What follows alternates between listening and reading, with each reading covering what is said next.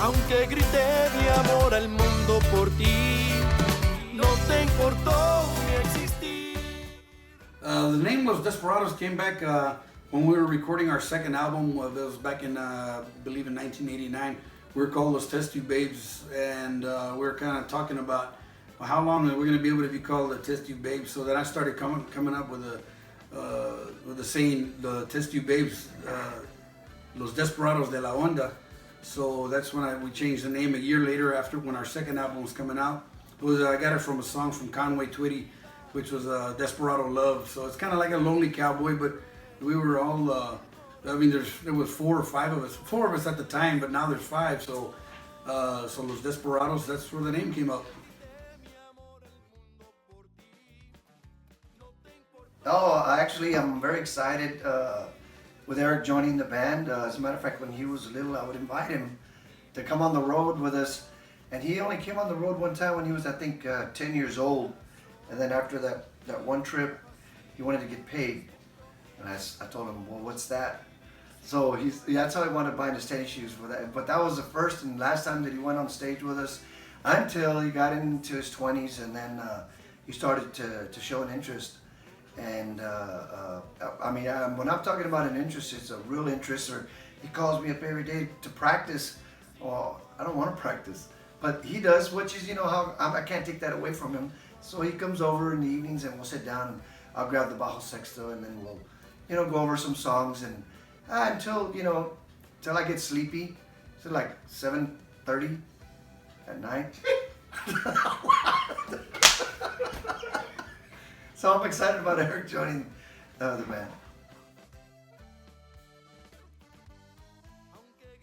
If I could play with any band in the world, I'd have to say it would be Grupo Maná. They're a Spanish rock group. I went to go see them a couple of years ago in concert. It was great, and I think I would love to play with them for one night, one song. Okay, if I could play with another band, I'd play with George Strait. I love country, and he's the king of country.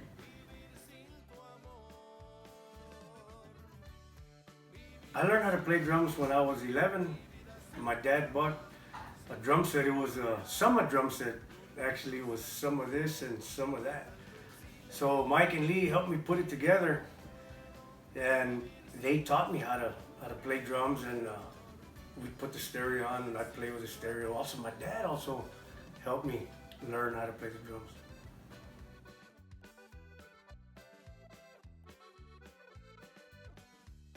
Some of our biggest influences, well, first of all, our biggest influence was our dad, Liberado Villarreal Jr. He's the one who taught us pretty much how to play all of our instruments.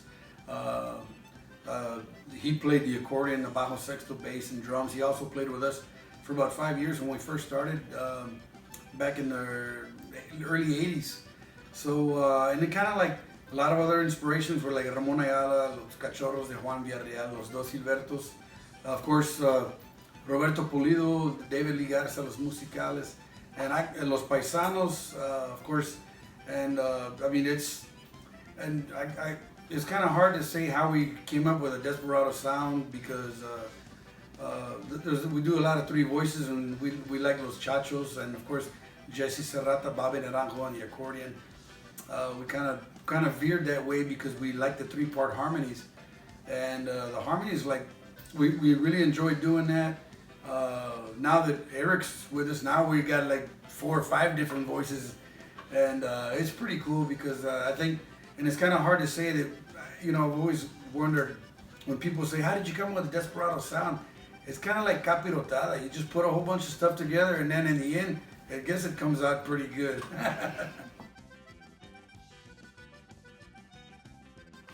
That's what That's what they asked me.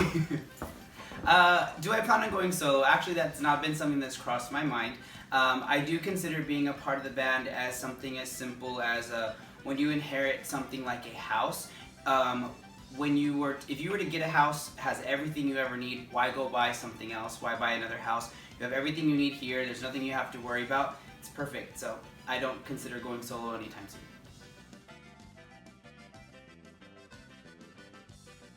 All right, you want to know why I don't wear a hat? Well,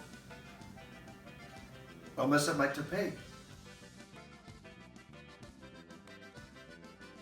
Well, the reason that I don't wear a cowboy hat is because back in the test tube baby days, I wore it a couple of times and everybody made fun of me. They said that I didn't, it doesn't fit you. It fits your brothers better than it fits you. And ever since then, I grew the mullet and had the Joe Dirt look, and I kind of stuck with that for a couple years. But I don't wear a hat. My biggest musical influence, I would say, first of all, when I first started seeing bands, I wouldn't go out very much. The very first band I saw was Los Desperadoz.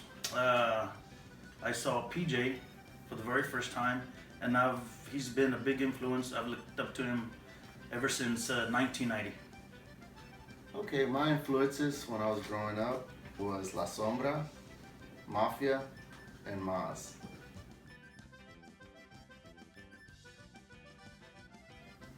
One of my favorite memories that I have is being nominated for a Grammy and going to Hollywood and being able to see all these international bands that we were up there with, and that was really awesome.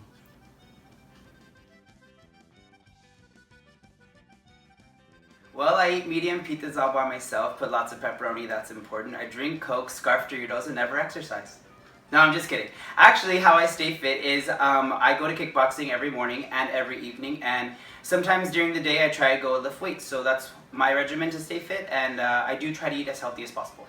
But when you're on the road, it's not always that easy, but you do what you can.